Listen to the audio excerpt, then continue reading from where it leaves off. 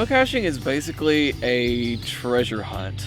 People place objects all over the world, like all over your town, all over just like anywhere they can find, anywhere you can hide something. They'll place an object, usually something small like an ink cartridge, and they'll put a piece of paper inside of it. And they mark its GPS location on the geocaching website, which you can also access from the app on an iPhone or an Android or whatever. And you can get on there and track down the locations of all of these. Like here where we are, there's probably 30 in the nearest town, but then all of the other smaller towns around, probably 5 or 6 or 7. They're all over the place. There's way more than you'd think.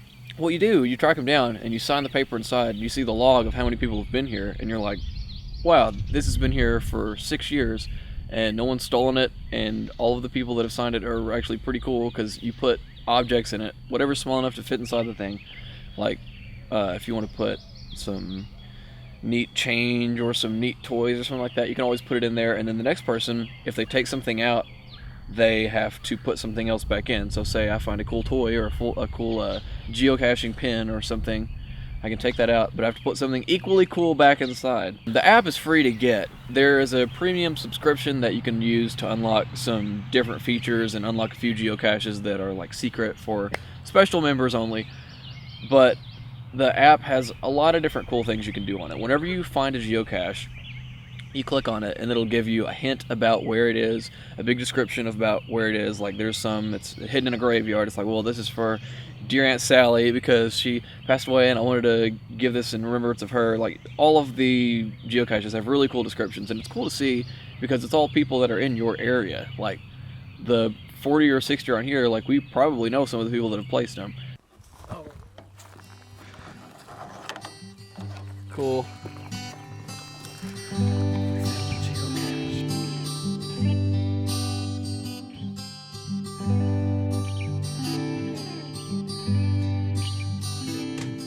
The ways people figure out how to hide the geocaches is actually really cool too. Like some of them are way more creative than I would ever have thought you could be.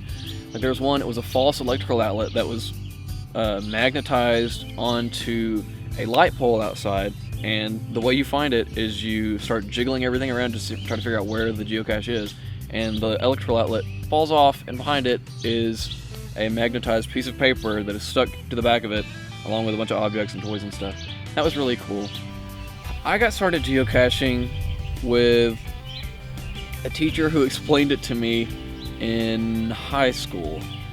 It was Miss Moyers, and she talked to the class about it, how they went to LBL all the time to do that.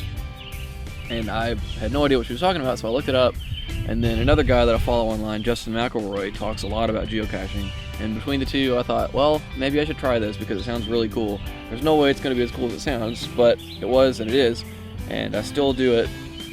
My friend Trevor and I, who you probably know from this documentary here, he goes with me, and I round up all the people I can take with me. I have a lot of friends that go with me because after you explain it to somebody, it's impossible not to just want to go do it immediately.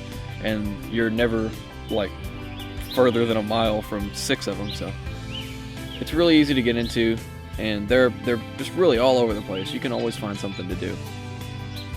And you can always find a geocache. They're all around. You just hunt away until you find it.